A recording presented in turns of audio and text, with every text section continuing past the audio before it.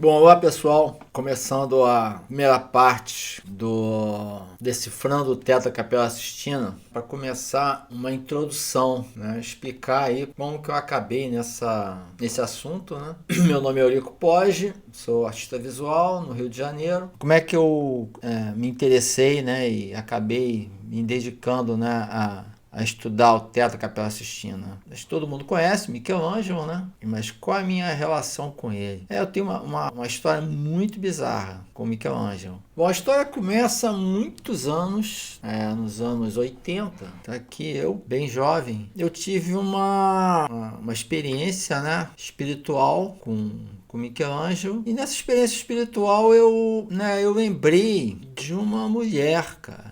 Essa mulher aqui, ó. E aqui eu faço até um desenho dela aqui. E aí o que acontece? Essa mulher aqui, uma tal de Vitória Colonna. Bom, o efeito colateral dessa lembrança dessa pessoa é uma história muito longa, mas resumindo, me deu uma percepção muito íntima, né, da obra do Michelangelo. E me proporcionou, né, digamos assim, a chance de olhar para as coisas do Michelangelo e entender.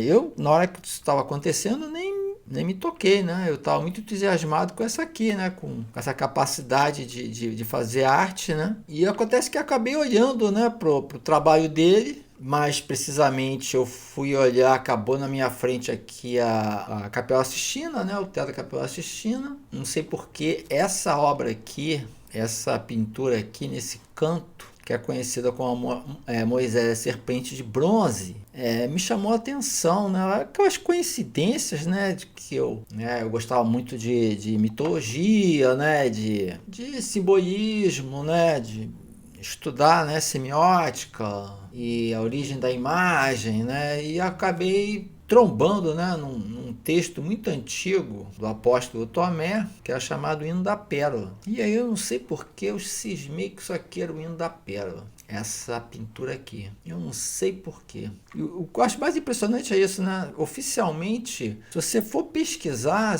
cara, você não vai encontrar nada assim que explique o teto de uma forma convincente, né? Vamos colocar assim, né? Isso aqui a Wikipedia já está bem desenvolvida, né? Naquela época quando começou a acontecer isso, não existia, né? Não existia nem internet. Mas desde então eu nunca vi nada, né, que corroborasse, né, o que eu descobri. E aí eu comecei a pesquisar, né, por que eu estava achando isso, né, que isso aqui era o hino da pérola. Eu estava achando que era o hino da pérola e eu estava achando que isso aqui, né, eu estava achando esse cotovelo desse cara aqui, se vocês olharem bem, tem um efeito aqui. Aqui tem dobra de roupa, né? Mas tem uma esfera aqui, né? Eu não sei porque eu cismei que isso aqui era uma esfera. Eu acho que eu vi uma esfera com esse efeito, né? E aí eu associei, cara. E aí desde então eu não parei mais, né? Isso aí foi muito tempo atrás, né? Mais de 30 anos. Que eu cismei que isso aqui seria uma bola, né? Esse cotovelo dele aqui, né? Se você olhar aqui e eliminar essa dobrinha aqui da roupa dele, você vê direitinho um círculo aqui, né? Essa pontinha do cotovelo aqui já não faz muita diferença. Mas aí eu comecei a olhar com mais atenção esse negócio, cara, e eu comecei a reparar que as figuras olham para cá, né? Elas estão viradas para cá, né? Eu vi que a luz, né? Elas vêm dessa direção, né? Você vê pelo brilho da perna aqui desse cara aqui e outros brilhos, né? E a luz toda vem daqui. Bom, aí eu cismei, eu meti a cara e pesquisei e acabei chegando à conclusão que realmente tem coisa aí. Esses esquemas aqui da Sistina que estão aí, nenhum deles explica nada. Tudo uma porcaria mesmo. E aí o que acontece, cara? Eu busquei, né? Busquei entender isso, né? Essa tá aqui, ó. Tá bem aqui esse negócio, né? Bom, aí eu comecei a imaginar o que poderia definir aquilo de uma forma mais precisa, né? Geometricamente, né? Porque você achar que emana a luz não quer dizer nada, né? Porque a luz pode emanar toda desse canto aqui. Não... Bom, mas resumindo, isso aqui é um ponto, né? Como que eu chegaria nesse ponto no espaço aqui? Só através de uma linha, né? Eu comecei a procurar outros círculos, outras esferas, né? Pelo teto, né? Qualquer esfera, o círculo me chamava a atenção. E aí eu descobri que tem pelo menos duas esferas aqui que reunidas, estavam muito próximas, inclusive, né? E aí eu comecei a traçar e eu, né, ver que fazia sentido. fazia sentido essa linha aqui, né? Tem um ponto aqui e um outro ponto aqui que você alinha os 3 pontos, né? E aí eu descobri aqui um sentido aqui simbólico, né? Que pega aqui no paraíso, né? Que seria o começo, né? Na iconografia bíblica, né? A história toda começa com Adão e Eva, né? E o pior que eu consegui, fiz aqui, tem um sentido aqui simbólico, né, narrativo e semiótico, né, na forma com que as coisas são feitas, né, escritas e concatenadas, né, conectadas, e você chega nesse ponto aqui. Aí eu tinha chegado aqui nesse ponto que eu considerei o ponto do começo da linha, né? E aqui pelo outro lado, do Adão e Eva, você também sai com uma sequência aqui que te leva justamente para esse outro ponto aqui, no sacrifício de Noé, né?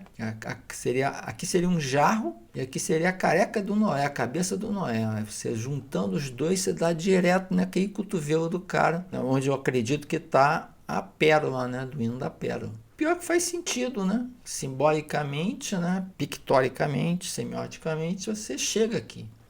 O que faltava para eu reunir tudo isso é o trabalho de um russo, que ele demonstra que o Michelangelo tinha acesso à cultura, né, específica, que eu descobri aqui, que é a cultura hindu. Na verdade, o Michelangelo mistura a tradição hindu com a tradição cristã, né, judaico e clássica, né? Mas por que para a tradição hindu? Porque a tradição hindu é onde o apóstolo Tomé morreu, né? E foi fazer, né, pregação na Índia, né?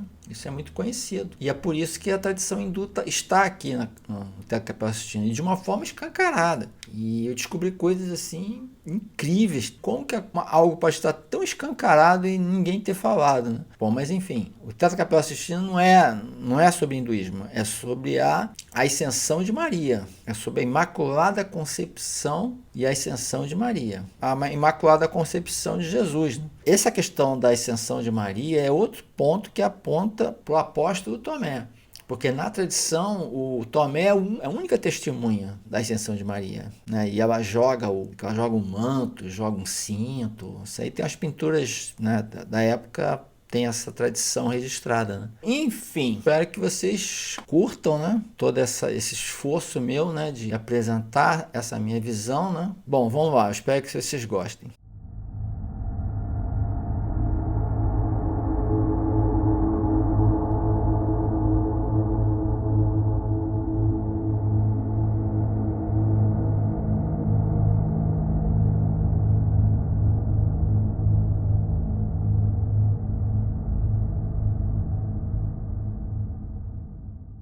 Essa pintura aqui, na verdade, é uma versão bem disfarçada do Hino da Pérola. E a questão é que nessa pintura aqui tem uma pérola para ser descoberta. Apesar de ver a pérola, eu não tinha como provar que aquilo ali que eu estava vendo era a pérola. E nesse vídeo aqui eu vou explicar detalhadamente como que eu consegui achar as evidências de que aquele braço do cara ali no meio da pintura é uma representação da pérola.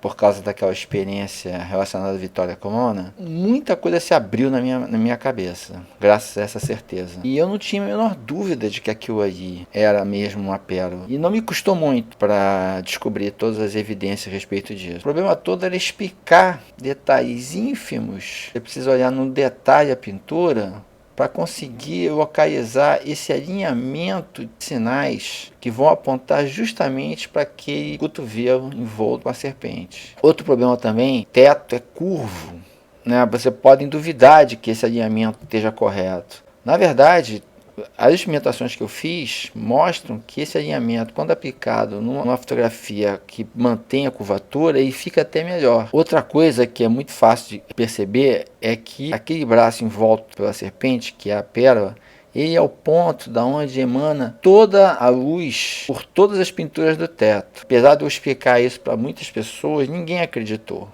Claramente, a definição disso aqui se daria por algum jogo, algum código anatômico e geométrico. A partir disso, eu comecei a pensar que elementos seriam fáceis de ver nas pinturas que poderiam ser relacionadas ao que está aí naquela pintura do Hino da Pérola. Olhando para o começo do Teatro Capela Sistina, a gente encontra uma pintura que a gente percebe que há alguma coisa sendo explicada. Você vê que há uma tensão nos gestos, nos olhares, e entender alguma coisa. E essa figura aqui, iniciando um trabalho, ela chama a atenção porque ela vai em direção a alguma coisa que é redondo. Já aquele barril gigantesco aí em cima do Noé, as costas dele são como se estivessem apoiadas num eixo. Para mim é evidente que há um eixo a ser definido nesse barril, né? Eu não sei se é a minha intuição, mas enfim. O importante aqui é a gente perceber as formas que estão envolvidas nessa pintura, que elas vão se repetir até chegar no Hino da Pedra. Aquela figura que inicia o ato de escavar, repara como é que a pegada da pá está torta. Está muito claro aqui que há uma sugestão de algo a ser alinhado. Aquele prato vazio certamente está indicando alguma coisa redonda que futuramente vai estar ali. Então, são dois momentos. É uma coisa que eu percebo muito claro nessa relação entre um jarro e alguma coisa que retém o conteúdo desse jarro. Esse encaixe da mão na lombar, que o pano encaixa na lombar. Eu acho interessante que ele aponta para cá e recebe a explicação nas costas, ou seja, o que a gente deve procurar vai estar sempre na nuca, nas costas, no pescoço, né, onde está encaixada essa cabeça aqui. A mão toca aqui na escápula aqui. Evidentemente que se ele faz um gesto para cá com o braço e olha para a escápula que é tocada pela outra mão, é óbvio que o que vai interessar está no sentido oposto ao que vai a mão. Está muito claro que o cotovelo é o que vai definir. Por aí simplesmente está dando esse contraste todo aqui nesse pano. E o dedo totalmente flexionado do Noé.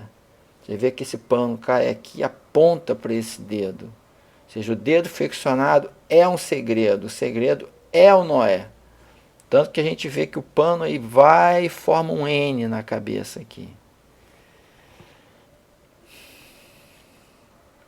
Olhando em torno da pintura, a gente vai perceber que essa figura aqui, logo acima da embriaguez de Noé, ela tem o dedo flexionado e um cabelo muito estranho, né? E uma deformação aqui, nessa parte aqui do braço. Se você olhar para essa mecha de cabelo, praticamente a gente vê uma concha aqui, né? Como se vomitasse uma pérola, coisa assim. Para o meu olhar, né?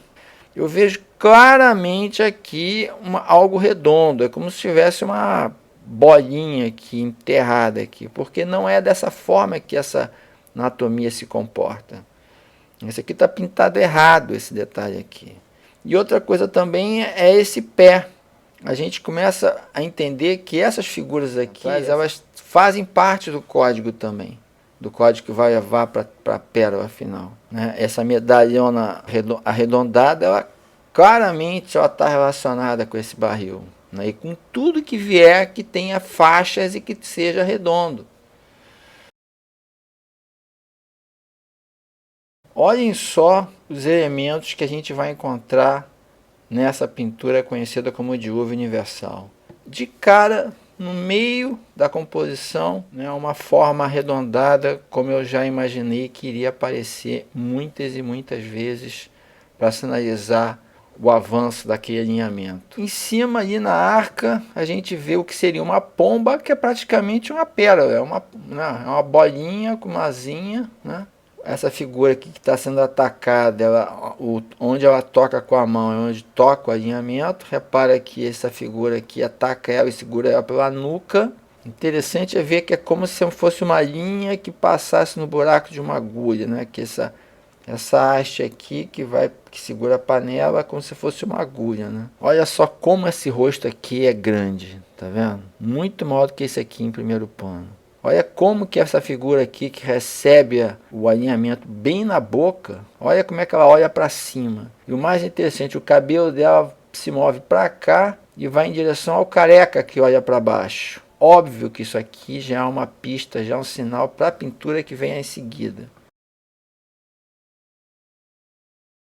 Evidentemente, o alinhamento está indo em direção a um careca, que é o próprio Noé, e ainda aponta para cima, para que reparem exatamente no formato das mãos, que já indicando que alguma coisa tem que ser compreendida e alguma coisa está passando por ali, indo em algum lugar. Alguma coisa está sendo entregue, essa coisa tem que ser compreendida para que siga adiante. Uma coisa interessante é reparar que esse corte na garganta do bode e indica como que o alinhamento vai passar nessa pérola aqui, disfarçada aqui. Ou seja, vai passar de raspão, né, como ele faz exatamente aqui. Novamente, temos uma nuca sendo tocada pelo alinhamento. E o mais óbvio, que já estava indicado, que é o Noé, o próprio Noé, receber esse alinhamento vindo de cima, bem na careca dele.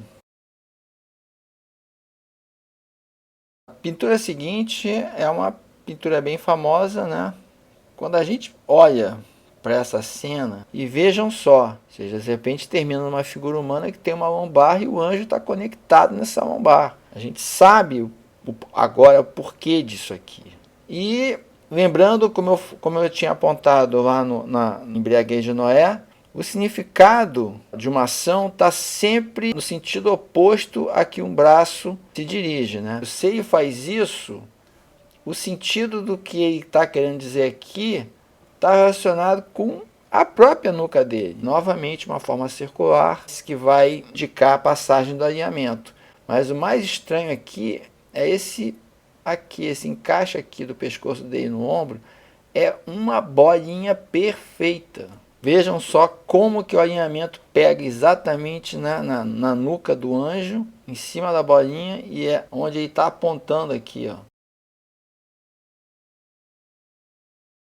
Bom, a pintura seguinte, a criação de Eva, o alinhamento, depois de atravessar a expulsão do paraíso, ele encontra essa figura exatamente no omoplata e o detalhe do pé que toca no medalhão. Ou seja, aqui é a indicação clara de que a coisa segue nesse sentido aqui. A figura olha para trás, né, da onde está vindo o alinhamento. Interessante reparar que os panos atrás dessas figuras são conchas. Olha como é que a Eva sai justamente da lombar de Adão. Se você reparar, ele está olhando para a direção que vai o alinhamento. E a gente já pode ver aqui em diante outra figura com o pé atravessado na frente do medalhão. Então a gente é facilmente entendido que o alinhamento passa aqui. Em que ponto a gente vai ter que, né, observar os detalhes para entender onde é que aqui a gente pode ver, né? Eu acredito que se eu tivesse a imagem perfeita com a curvatura do teto, eu acredito que essa linha ficaria mais em cima. Bom, mas já para o meu propósito aqui de dizer que existe esse alinhamento, acho que é mais que suficiente.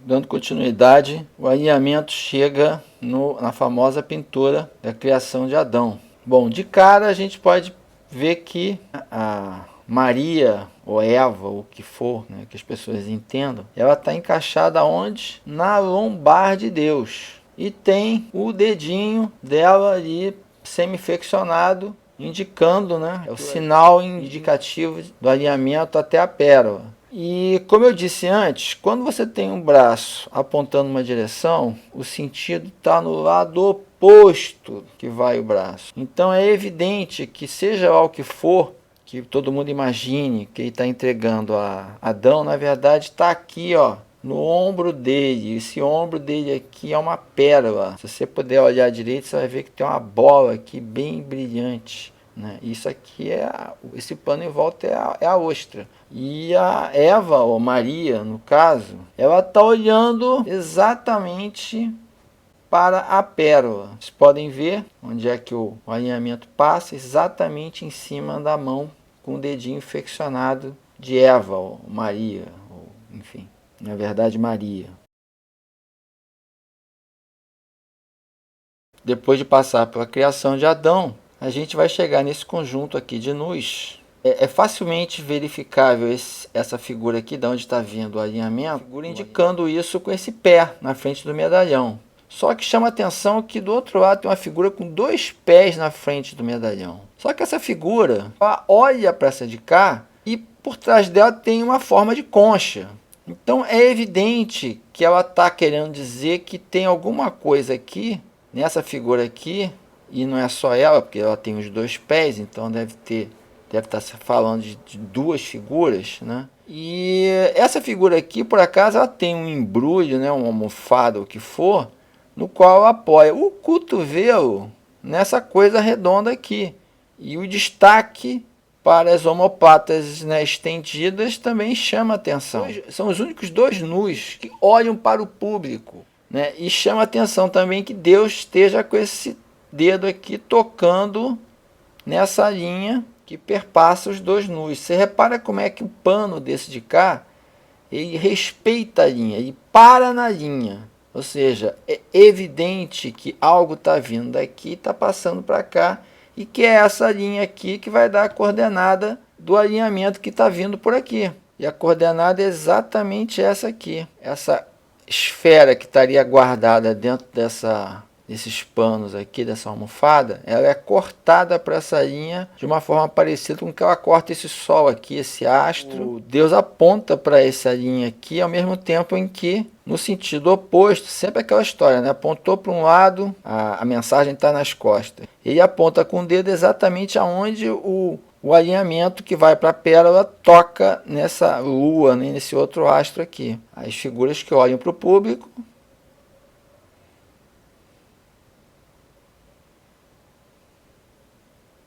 Deus, né, mostrando exatamente as linhas, né, as coordenadas, e o alinhamento prossegue.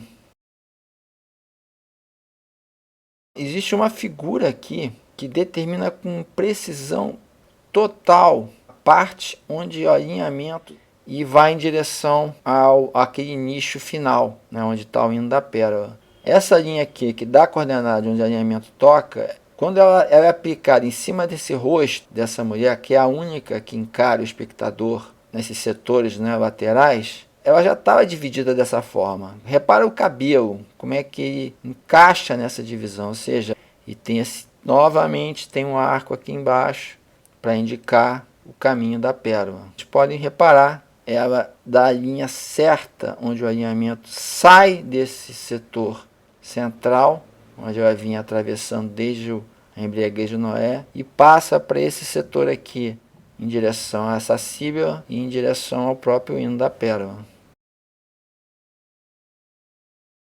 Bom, assim que o alinhamento sai desse setor central, ele é recebido aqui de braços abertos pela síbila líbica.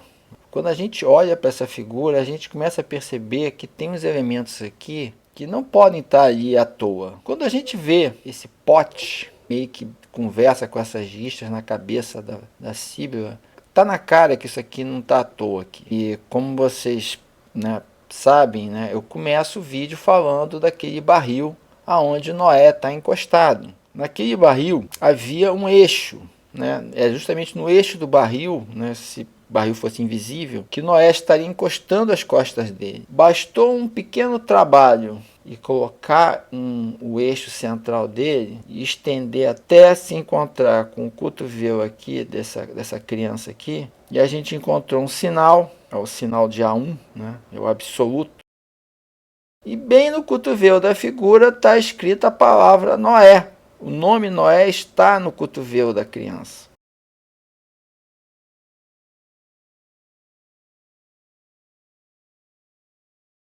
Para mim, olhar para essas figuras todas é como entrar numa casa que eu habitei em outro tempo, né? Havia um núcleo, né? um íntimo. Está presente em mim agora que estava presente lá. Né? É um íntimo muito profundo. Não é nenhum tipo de mente, né? ou mesmo alma. Né? A alma se dissolve e fica só esse íntimo. E esse íntimo tem essas informações. Tá aí o Noé, um pouco fragmentado aí pela ampliação, né? Mas eu acho que dá para ver. Está aprovado, o alinhamento existe, o código está completo, foi de Noé a Noé. E o último ponto é a própria pérola no hino da pérola. Bom, chegando finalmente no hino da pérola, o alinhamento é recebido de braços abertos aí pela síbila líbica, pega bem na cabeça dela, eu acredito que não, Acredito que deve ficar mais em cima das mãos dela, se aplicar a curvatura. O alinhamento chega passando aqui esse escravo, pegando no omoplata, no meio das costas, e vai cair justamente aqui, nessa fusão de lombares e o cotovelo. Nessa perspectiva aqui, nessa visão aqui, na verdade é uma pérola. O que define isso aqui como uma pérola é justamente o código anatômico. Você vê que ele está encaixado aqui nessa lombar dessa figura aqui. Ele está encaixado na lombar dessa figura que vai para frente, cujo cotovelo é a própria pérola, né? É como se fosse um berço aqui para conter a pérola. Bom, pessoal, essa foi a parte 1, onde eu procurei apresentar o alinhamento de uma forma direta, só para mostrar que faz sentido, que a coisa tem a sua lógica visual. Viram, né, que a coisa começa numa pintura de Noé, se compõe com uma outra pintura de Noé e até aquela passagem final que tem o Noé escrito, né? Então por aí a gente já percebe que o Michelangelo deixou aí uma dica, né?